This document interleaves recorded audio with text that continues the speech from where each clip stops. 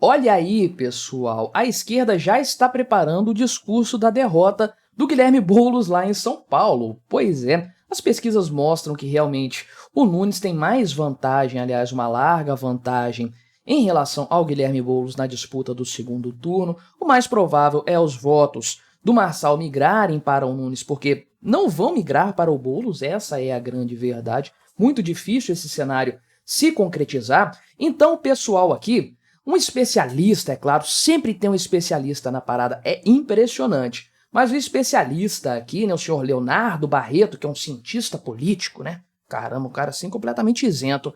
É claro, já tá falando o quê, né? Deu uma entrevista aqui para a CNN e falou o seguinte, que uma eventual derrota do Guilherme Boulos na disputa para São Paulo não deve ser interpretada como uma derrota para o Lula. Ou seja, já abandonaram o barco. A esquerda, o PT, já abandonaram o barco do Guilherme Boulos, não querem ser colocados do lado, não querem ser contaminados pelo percentual baixo que provavelmente ele vai ter em relação ao Ricardo Nunes em São Paulo. Porque, convenhamos, perder para o Ricardo Nunes é uma tristeza de fato, né?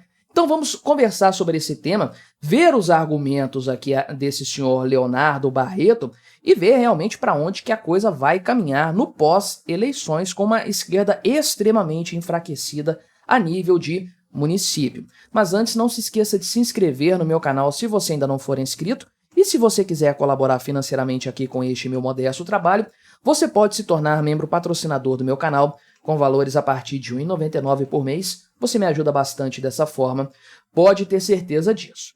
Então, o tal do Leonardo Barreto aqui fez uma análise a respeito do resultado do primeiro turno das eleições de São Paulo e das projeções que estão sendo feitas. Não tem pesquisas ainda divulgadas para o segundo turno, eu sei que eles estão fazendo nesta semana, em breve deve ter. Então a gente vai ter as análises para São Paulo muito em breve. Só que as análises anteriores mostram o quê, né? Qual é a avaliação de vários institutos aqui. O Instituto Quaest mostra o Ricardo Nunes com 51% dos votos, Guilherme Boulos com 33%. Aqui eles consideram brancos e nulos e indecisos também nessa contagem. Quando for feita a apuração, isso não vai ser considerado, o percentual vai variar bastante, mas é uma diferença considerável. Guilherme Boulos teria que tirar 10 pontos do Ricardo Nunes para conseguir se tornar um candidato viável para a eleição, para a vitória, de acordo com este patamar aqui, é claro, né? O Datafolha tem uma diferença um pouco menor, mas não é muito menor também não, estamos falando de 15 pontos percentuais de diferença contra 18 pontos percentuais, margem de erro, nada além disso, e uma vitória fragorosa do Ricardo Nunes também nesse cenário. A Atlas Intel, que apresenta um cenário um pouco mais equilibrado, tem quase 10 pontos de diferença entre os candidatos, né? Então, ok, o Ricardo Nunes está dando uma bagunçada aí, o Pablo Marçal, o Silas Malafaia, enfim, tá um tumultozinho da direita, né? Algo que reforça um ponto que eu sempre coloco neste canal, que a direita não sabe ser estratégica, a esquerda sabe, não tem ninguém batendo, não tem esquerda batendo em esquerda publicamente, pelo menos a gente não tá vendo. Agora, direita batendo em direita é um negócio impressionante, sendo que o resultado foi muito bom para a direita, um negócio assim, olha, para pensar, São Paulo mesmo, você teve praticamente um empate triplo ali nas eleições, foi voto a voto realmente, e o Nunes ficou um pouquinho acima do Boulos, ok, mas o Boulos e o Marçal ficaram muito próximos, quase que São Paulo teve uma eleição, um segundo turno, sem esquerda. Isso é uma enorme vitória para a direita. Os dois candidatos fortes de direita em São Paulo teve dois candidatos fortes de direita. Olha que coisa interessante. Até um exemplo para outras eleições majoritárias. Governador, presidente, dá para ter dois candidatos fortes de direita, sim. Às custas, é claro, do enfraquecimento da esquerda, que foi o que aconteceu em São Paulo. Guilherme Boulos foi decaindo consideravelmente nas pesquisas, tinha 30 e tantos por cento ali de intenção de voto antes de oficializar a candidatura, depois despencou pra caramba e foi o que aconteceu aí. Lembrando que o cara gastou 60 milhões de reais, de lulis, para conseguir fazer a sua campanha, disparadamente a campanha mais cara, quase perdeu a vaga no segundo turno para um cara que teve uma campanha 30 vezes menor, mais barata. Então, é uma grande vitória para a direita e uma grande derrota para a esquerda, sem dúvidas. Isso aqui pode virar, pode dar Guilherme Boulos? Pode. Vai ser bom para a esquerda ter São Paulo? Com certeza, vai dar uma projeção grande para o Guilherme Boulos mesmo. A gente sabendo que ele vai fazer besteira na administração, mas vai dar uma projeção para ele com certeza. Agora, no cômputo geral, e eu fiz um vídeo aqui no canal, inclusive, sobre isso, hoje mesmo, não sei qual que vai sair primeiro, acho que é o que eu vou citar agora, a esquerda evaporou nessas eleições, caiu brutalmente e a direita subiu muito. É uma grande vitória de forma geral. Mas o que o Leonardo Barreto fala aqui, né? Que o cenário político atual é muito complexo, então o eleitorado paulistano tem muitas nuances, tem que analisar isso aí para colocar a derrota do Guilherme Boulos na conta do Lula, né?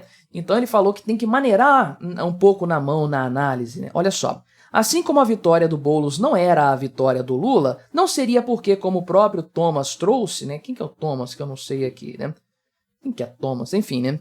Se metade dos eleitores do Lula de 2022 não votaram no Boulos, a derrota do Boulos também não é a derrota do Lula, né? Enfim, não sei que argumento é esse aqui, mas é claro que se o Boulos ganhar, isso vai ser tratado como uma vitória do Lula. É claro, vamos falar, vai aparecer o Lula comemorando, parabenizando, junto com o Boulos, vamos governar juntos e aquela coisa toda. Vencemos a direita, a extrema-direita fascista em São Paulo, aquele papo todo. Agora, se perder, não tem nada a ver com o Lula isso aqui não. É problema lá do Guilherme Boulos, né? Não é como se o partido do Lula tivesse botado 30 milhões de reais, alguma coisa assim na campanha do Guilherme Boulos, de fato, né? Então, ele cita aqui uma divisão do espectro político de eleitores do Lula que não apoiaram Guilherme Boulos. Beleza, isso acontece mesmo, mas são muitos eleitores aí que, primeiro, né, acham que o Lula é diferente de Guilherme Boulos. O Boulos tem uma característica mais radical que o Lula, acredite ou não, acho que são farinha do mesmo saco, mas muitos eleitores pensam diferente. Se fosse outro cara do PT mais padrão, o próprio Fernando Haddad não, porque ele não ganha em São Paulo mesmo, mas um cara tipo Fernando Haddad mesmo, um politicão mais equilibrado do PT, talvez o paulistano animasse votar mais nele.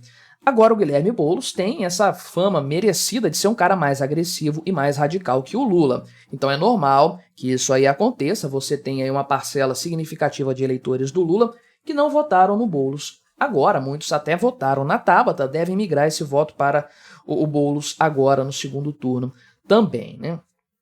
Então, né, ele fala aqui, por sua vez, que o movimento aqui do Bolsonaro em direção ao centro e a partidos mais institucionalizados deixou aí uma parcela de eleitores órfãos, né? E aí esse pessoal fica suscetível a novos nomes da direita como o Ricardo Nunes, que é uma bobagem completa. Ricardo Nunes é uma criatura do sistema também. Ele é um político padrão desse tipo aí. Os eleitores que ficaram órfãos de uma postura mais de direita migraram para o Pablo Marçal, e são muitos. Olha o percentual que o cara teve. É quase um percentual de segundo turno, só de gente que quer uma coisa mais à direita mesmo, não se satisfaz com a centro-direita, que o Nunes tem mais essa cara aí, né? E aí ele fala que isso aqui revela limites tanto para o Lula quanto para o Bolsonaro. Eu não concordo com essa análise, obviamente, porque no fim das contas, o eleitor do Marçal e o próprio Marçal, inclusive, vão, se necessário for, apoiar o Bolsonaro, por exemplo, em 2026. Ninguém vai fazer o voto de protesto, no Lula. Isso aí é coisa do MBL, é coisa do João Amoedo. Isso aí não é coisa do eleitor, desse pessoal que votou no Pablo Marçal. Você viu o MBL votando no Pablo Marçal, né? Enfim. O cara que dá aquela passada de pano totalmente, falando aqui que existem outras possibilidades políticas à frente aqui e tudo mais, né? Falando que o eleitorado está se tornando mais complexo e menos previsível.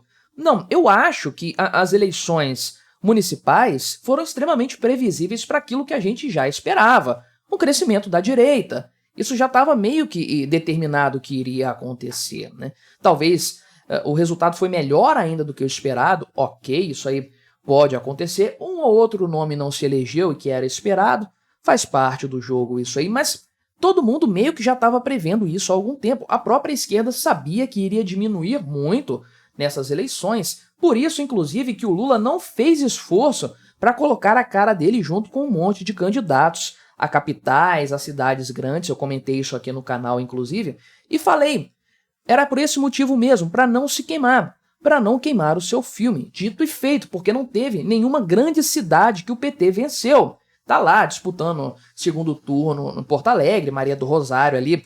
O concorrente dela teve quase 50% de voto no primeiro turno. Não é uma candidatura viável para o segundo turno, definitivamente. Então o que o pessoal está fazendo agora? Fazendo o plano de contenção de gastos, né? De danos, perdão. Contenção de danos, de gastos não, porque já gastaram essa grana toda. Mas contendo os danos para evitar que isso aqui, que enfraqueceu esse resultado, que enfraqueceu a imagem da esquerda como força política no Brasil, para evitar que isso enfraqueça o próprio Lula e outros candidatos de nível federal lá em 2026. E se você quiser ver a minha análise mais detalhada a respeito dessa questão esquerda-direita das eleições municipais deste ano, vou deixar esta recomendação aqui. É só você clicar e continuar assistindo no meu canal. Não se esqueça de se inscrever por aqui e até a próxima.